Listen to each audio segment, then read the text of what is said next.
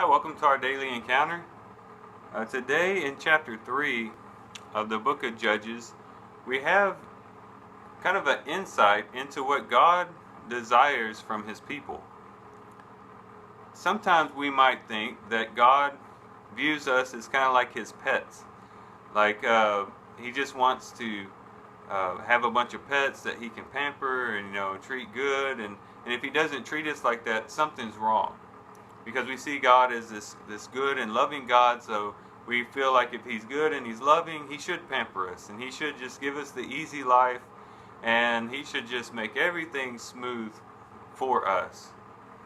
But as we read the scriptures, particularly here in chapter 3, we find that God doesn't want to have that type of relationship with us. He doesn't want us to be that type of people. He doesn't see us as his pets, and he doesn't pamper us and spoil us in the way that he deals with us. In Judges chapter 3, we see that God allowed these other nations to kind of hang around for a reason. God could have miraculously destroyed all these nations and really driven out the inhabitants of the land for the Israelites, but he kept them around. And he said there's basically two reasons for this. In verse 1 it says, "Now these are the nations which the Lord left to test Israel by them, that is, all who had not experienced any of the wars of Canaan, only in order that the generations of the sons of Israel might be taught war, those who had not experienced it formerly." So there's one reason why he left them in the land, is so that the Israelites would continually know how to fight, and they would have experience in warfare, which shows that God wants a people who are able to engage in warfare, who are able to fight, those who are tough and rigorous and able to overcome enemies, and who can put their faith in him and trust in him and do great things in his name. And that's what he wants for us as Christians as well. If you think about it, Satan is nothing compared to God. And sometimes we might wonder, why does God keep Satan around?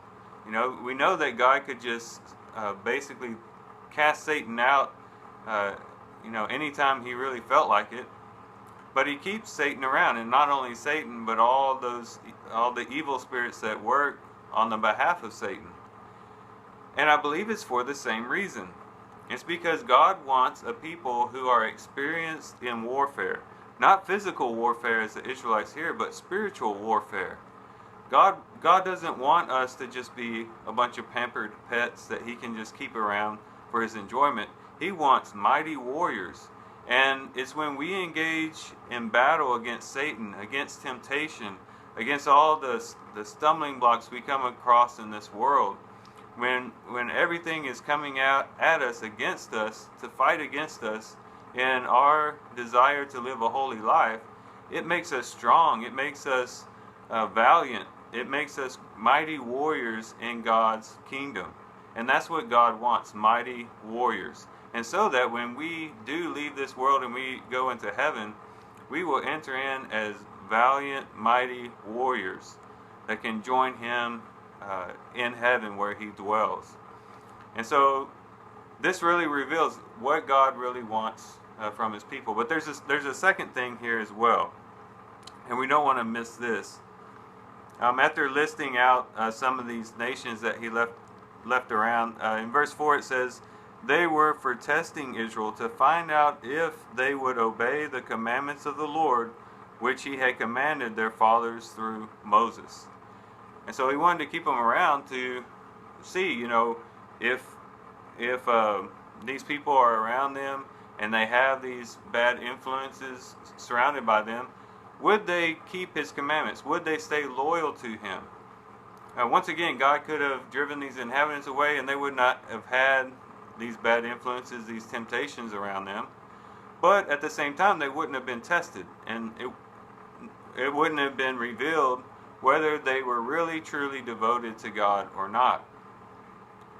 And so, as these nations are around, they get to be tested. in order to see if they were really committed. And the same thing is true with us as well. God keeps us in the world. He does not shield us from all the bad things that go on around us. The bad influences maybe that we have from our family or our coworkers or our friends or whoever else we come into contact with, we are right in the midst of it all. And that's partially because God is testing us. Are we really committed to Him? You know, it's very easy to say, yes, I love the Lord. It's very easy to say all the right prayers and to read the right scriptures, to say the right things. But it's another thing to be wholly and ultimately committed to Him, even in the face of the greatest temptations. And when the world is working against us, during persecutions, during trials, during afflictions, when people cast out our names and call us evil, all those things that Jesus described, when people will just drive us out and not want to have anything to do with us. Are we really committed to Him? Are we the type of people who have taken up our cross and followed after Him? Or do we just follow Him because we want to be pampered, or because we want God to give us everything that we want whenever we want it and how we want it?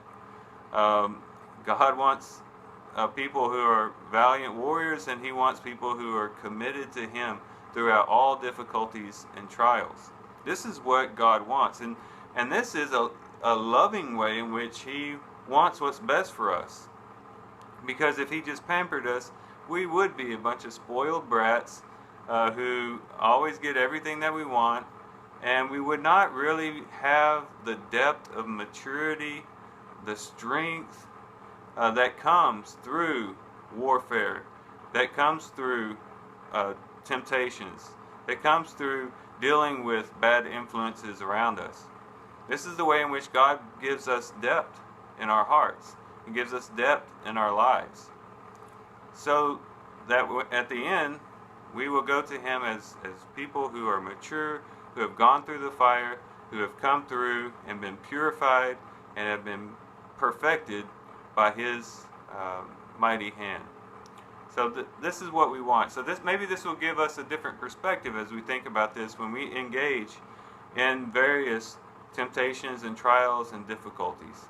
Hopefully this will help us all think about these things in a different way. Well, I thank you guys for watching the video. Hope you guys have a great Sunday. I love you guys. God bless.